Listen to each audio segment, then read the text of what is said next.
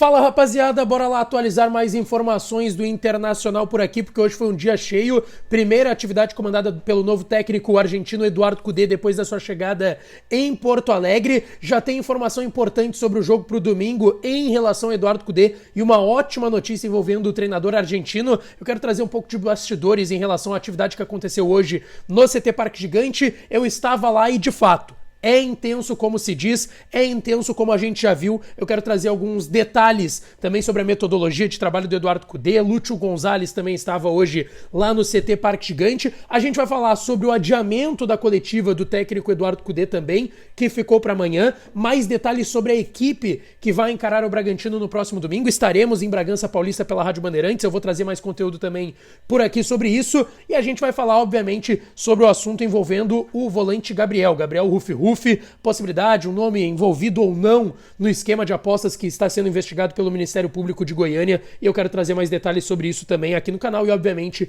mercado de transferências. Antes disso, não te esquece, deixa teu like, te inscreve no canal, ativa as notificações por aqui, e claro que esse vídeo e todos os outros têm o apoio de KTO, KTO.com, aproveita o código DIAS, ganha 20% de free bet no teu primeiro depósito e vai lá dar uma brincada, tá certo? Quero começar falando sobre a atividade que aconteceu hoje no CT Parque Gigante, que tem alguns detalhes bem importantes pra gente ressaltar aqui, porque foi o primeiro trabalho comandado por Eduardo Cudê, que chegou ontem à noite no aeroporto Salgado Filho. Eu estava lá, trouxe imagens para vocês no penúltimo vídeo aqui do canal. O vídeo da tarde eu falei sobre negociações a partir da chegada de Eduardo Cudê, e eu vou ampliar isso aqui nesse vídeo. A atividade foi por volta das 13h30 da tarde, e cara, dá pra destacar, e assim, eu tive a possibilidade de, em 2020, quando eu entrei na imprensa, em acompanhar a trajetória do Eduardo Cudê em Porto Alegre. E eu cito aqui, tá? De fato, os trabalhos são muito intensos. Muito se brincou com a questão, lá a intensidade que o Cudê sempre destacava nas suas coletivas na época, e de fato, são trabalhos de muita intensidade, tá?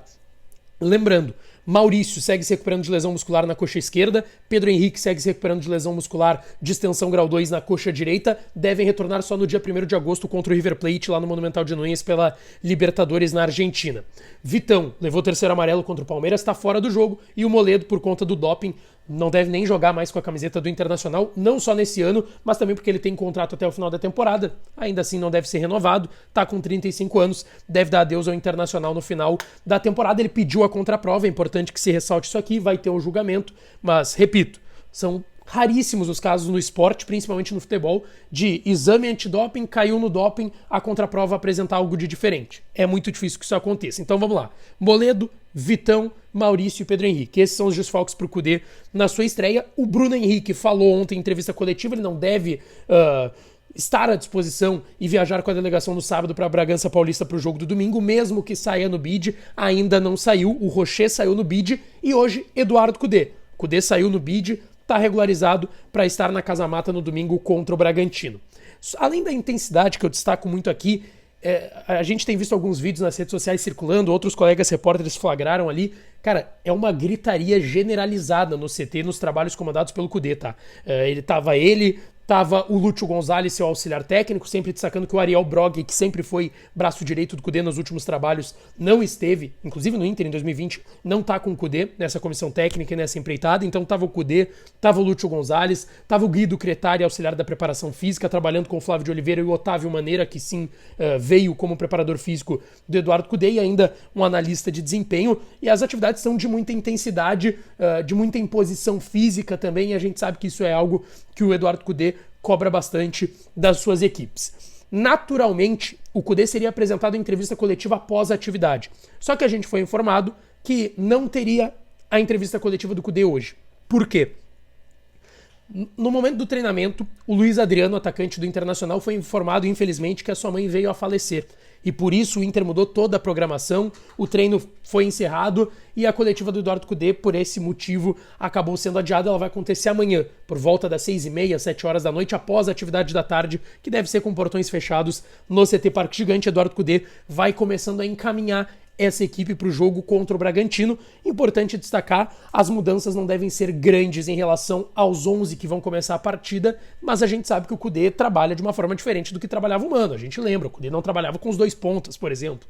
Vamos ver se ele vai tentar se adaptar ao que o Inter tem à disposição ou se ele vai mudar o esquema, enfim. E eu até falei mais sobre contratações, se o Kudê pediria contratações, enfim, no último vídeo aqui do canal. O dia no CT Parque Gigante foi mais ou menos dessa forma. Essa atividade que eu citei para vocês, com essas presenças e ausências que eu citei, a coletiva do Eduardo Kudê, o mais importante, teve seu nome regularizado no BID, Boletim Informativo Diário da CBF, e vai estar na Casa Mata domingo contra o Bragantino.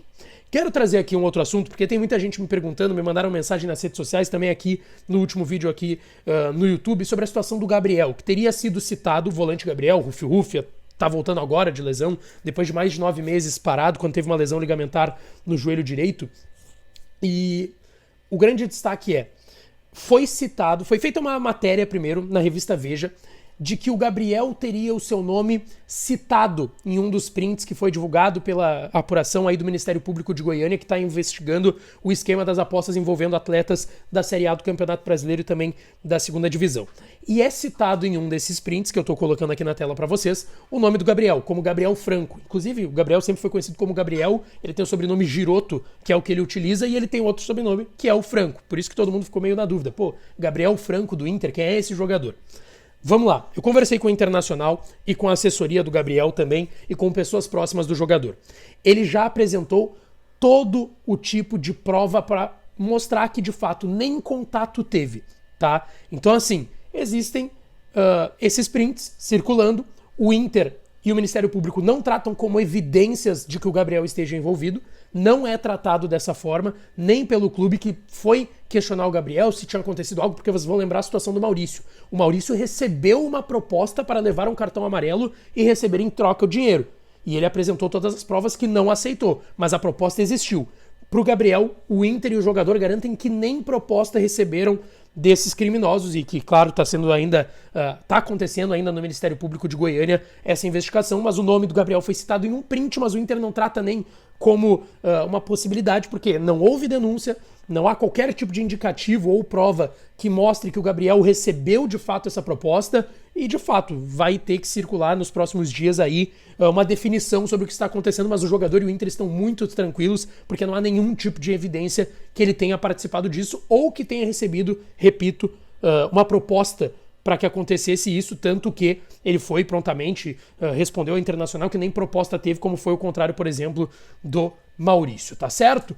Para fechar esse vídeo, em relação ao mercado de transferências, eu falei mais no último vídeo, mas eu quero trazer aqui um detalhe importante sobre Diego Pituca, volante que o Inter tentou a contratação e que está retornando ao Santos. Ele estava no Kashima Antlers, eu trouxe que na última janela de transferências, lá em março, o Inter fez uma oferta de 2 milhões de dólares, cerca de 10 milhões de reais, que foi recusada pelo Kashima Antlers, e agora o Inter tinha voltado a procurar o representante do atleta, sondado a situação dele. Agora o Inter trouxe o Bruno Henrique. É bem possível que o Inter não vá mais atrás de volantes. A gente sabe a prioridade do Inter no mercado é um zagueiro e um meia, principalmente um zagueiro por conta da situação do Moleto, que não vai mais jogar, e a busca por um meia reposição Alan Patrick, tá certo?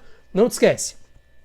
Deixa teu like, te inscreve no canal, ativa as notificações, que a gente volta para falar mais do Colorado por aqui, tá certo? Um abraço e até a próxima. Beijo!